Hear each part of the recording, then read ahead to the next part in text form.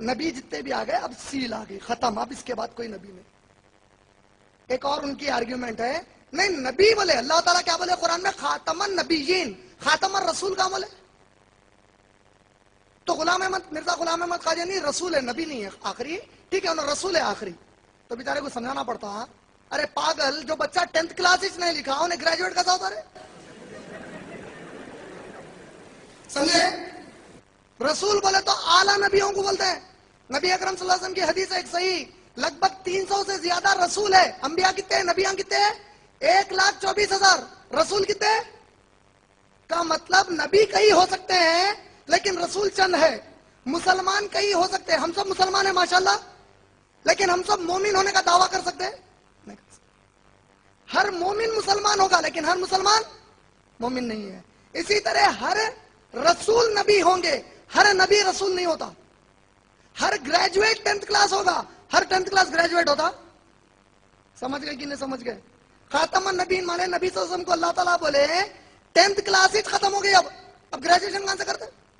تو رسول بھی نہیں ہو سکتے۔ معمور کا تو صرف اتنا مطلب ہے کسی کام پر معمور کیا جائے، اور معمور ہونے میں بعض معین کام لوگوں کے سپرد ہوئے ہیں کہ یہ کام کرو، اس کے لیے معمور تھے۔ فرشتوں کو کہا ابراہیم کو جا کے یہ پیغام دو، وہ اس کے لیے معمور تھے۔ تو اس پہلو سے جزوی نبوت ان معنوں میں تو کہی جا سکتی ہے خدا کی یا رسالت، کہ خدا کی طرف سے یہ پیغام دیا اور آگے ان کو پہنچا دیا۔ بعض ایسے انبیاء کے دور میں بعض لوگوں کا فرشتہ سیرت ہونے کے لحاظ سے فرشتوں کے رنگ میں ذکر فرمایا گیا، اور ان کے سپرد بھی کام کیے گئے جو وقت کے نبی نہیں تھے۔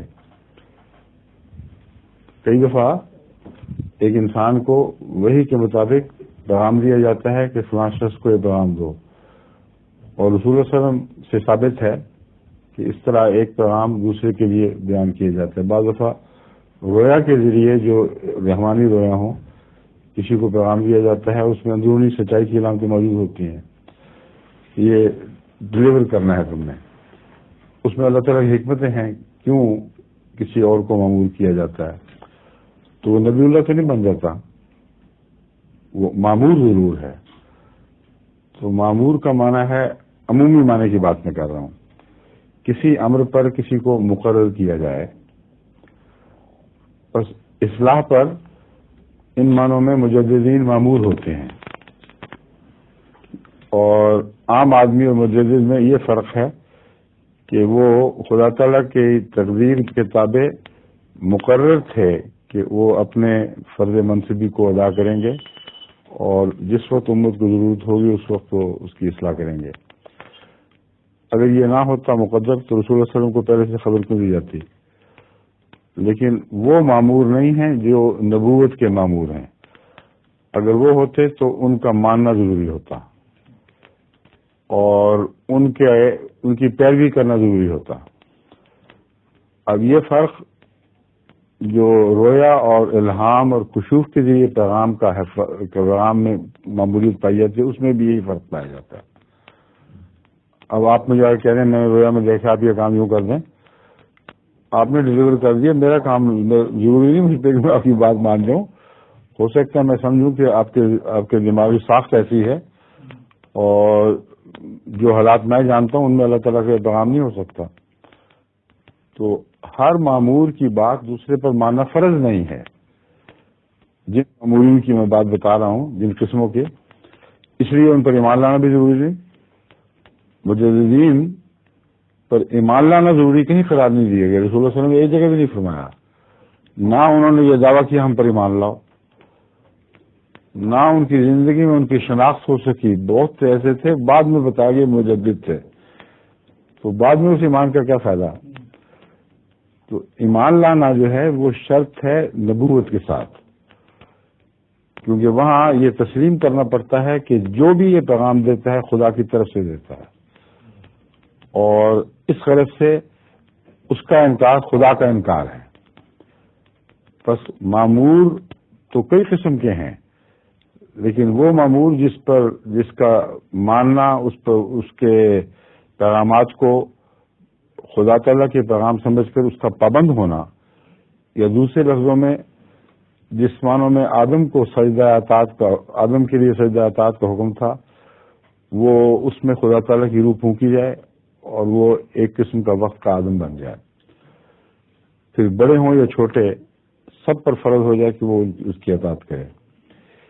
یہ وہ ماموریت ہے جو حضرت مسیح علیہ السلام کی کتب میں اپنے لیے بھی اور دیگر انبیاء کے لیے بھی لفظ مامور کے تابع بیان ہوئی ہے۔ اگر یہ فرق آپ نہیں سمجھیں گے تو کئی جو غلط فہمیاں ہو جاتی ہیں، پیغامی بھی بعض دفعہ ان اصطلاحوں کو نہ سمجھنے کے نتیجے میں وہ ٹھوکر میں مبتلا ہو جاتے ہیں۔ امام مہدی جو ہے وہ مامور ہے اور امام مہدی نبی ہے، دونوں باتیں اس میں اکٹھی ہو گئی ہیں، کیونکہ امام مہدی کے متعلق تمام علماء کا متفق عقیدہ ہے، اس میں کسی کو اختلاف نہیں ہے کہ جب امام مہدی آئے گا تو اس کا ماننا ضروری ہے، اور اس کی حدیث کی سند یہ ہے کہ حضرت صلی اللہ علیہ وسلم فرماتے ہیں فبایعوہ، برف کے تودوں سے بھی گھٹنوں کے بل گزر کے جانا پڑے تو ایک حدیث میں اس کو میرا سلام کہو، ایک میں ہے فبایعوہ، اس کی بیعت کرو۔ علاوہ ازیں الامام المہدی یہ اصطلاح قرآن کریم میں نبوت کے لیے استعمال ہوئی ہے، اور جتنے بھی گزشتہ انبیاء ہیں یہ دو اجزاء ان کے متعلق ثابت ہیں۔ لفظ امام مہدی تو نہیں ملے گا آپ کو، میں سورہ انبیاء کی آیت پیش کیا کرتا ہوں، اس میں اللہ تعالیٰ فرماتا ہے کذالک اعوذ باللہ من الشیطان الرجیم وکذالک جعلنا، اچھا وکذالک نہیں ہے، وجعلناہم امتین نہ ائمتین یہدون بامرنا، ہم نے ان سب کو ائمہ بنایا۔ ائمہ کیا ہوتا ہے؟ امام کی جمع، یعنی ان میں سے ہر ایک امام تھا جس کو ہم نے بنایا تھا۔ یہدون بامرنا، ہم سے امر حاصل کر کے پھر ہدایت کرتے تھے، یعنی پہلے وہ ہمارے مہدی بنے، ہم سے ہدایت یافتہ ہوئے، اس کو مہدی کہتے ہیں، پھر آگے انہوں نے ہدایت دی۔ تو یہ دونوں اجزاء جو امام مہدی کے نام میں شامل ہیں، لقب میں شامل ہیں، یہ قطعی طور پر قرآن کریم سے نبوت کے اجزاء کے طور پر بیان ہوئے ہیں۔ یہ انبیاء، سارے انبیاء کی لسٹ ہے، وہ گزر گئے، یہ ہوئے، اس کے بعد یہ آیا وَجَعَلْنَاهُمْ أَئِمَّةً يَهْدُونَ بِأَمْرِنَا، ہم نے ان کو امام بنایا جو ہدایت پاتے تھے، ہدایت دیتے تھے ہمارے امر سے، یعنی ہم سے ہدایت لے کر آگے ہدایت دیتے تھے۔ یعنی مامور سے، یعنی مامور تو پھر ہیں ہی نبی، مطلب امر کون سا امر ہے؟ یہ نبوت والا امر ہے کہ ہم سے ہدایت دینے کے لیے ہر امر ہم سے ان کو ملتا تھا، اور آگے وہی کا ذکر ہے وَأَوْحَيْنَا إِلَيْهِمْ وَأَوْحَيْنَا إِلَيْهِمْ فِي الْخَيْرَاتِ وَإِقَامَ الصَّلَاةِ وَإِيتَاءِ الزَّكَاةِ، یہ تین جو بنیادی شرطیں سورہ قیمہ میں گزشتہ تمام انبیاء کی بیان فرمائی گئی ہیں، یہ تین ان میں پائی جاتی تھیں، جن میں ان شرطوں میں صاحب شریعت ہونا ضروری نہیں، اس لیے وہ انبیاء جن کی فہرست گزری ہے ان میں صاحب شریعت بھی تھے، غیر شرعی بھی تھے، لیکن یہ حکم وہ ضرور دیتے تھے، خواہ پہلے نبی کی کتاب سے دیتے ہوں یا خدا نے ان کو براہ راست دی ہو، یہ بحث اٹھائی نہیں گئی۔ عبادت کا حکم، زکوٰۃ کا حکم اور نیکی کا حکم، لیکن دیتے تھے ہماری وحی کے تابع۔